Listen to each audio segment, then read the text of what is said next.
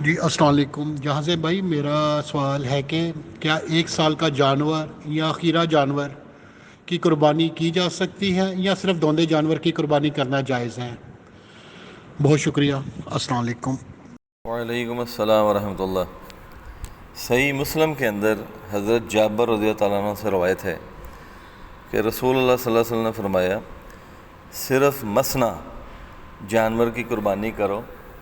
ہاں اگر تم کو دشوار ہو تو 1 سالہ دمبا یا مینڈا ذبح کر دو.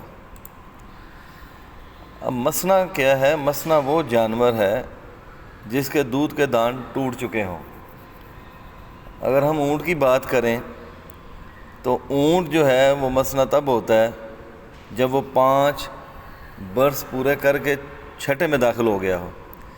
گائے، بیل اور بھینس جب وہ 2 برس پورے کر کے تیسرے میں داخل ہو جائیں تو وہ تب مسنا ہوتے ہیں.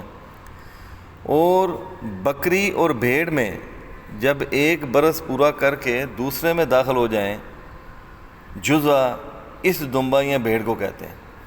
اب جزع کیا ہے کہ جس کا 2 دان جو ہیں وہ ٹوٹ جائیں. جیسے ہم انسان ہیں تو بچے جو ہیں ہم کہتے ہیں جی دودھ کے دان ٹوٹ گئے، تو جو پہلے دانت ٹوٹتے ہیں جانور کے آگے والے 2 تو ہم اپنی زبان کے اندر پنجاب کے اندر اس کو دوندا بولتے ہیں.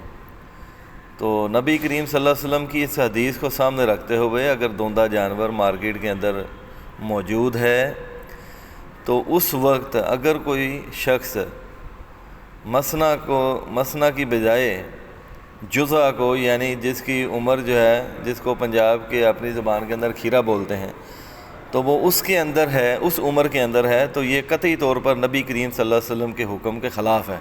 اور جب اللہ کے پیارے پیغمبر صلی اللہ علیہ وسلم کے حکم کے خلاف اگر ہم نے چلنا ہے تو پھر اس قربانی کو اللہ تعالیٰ کیسے قبول کرے گا؟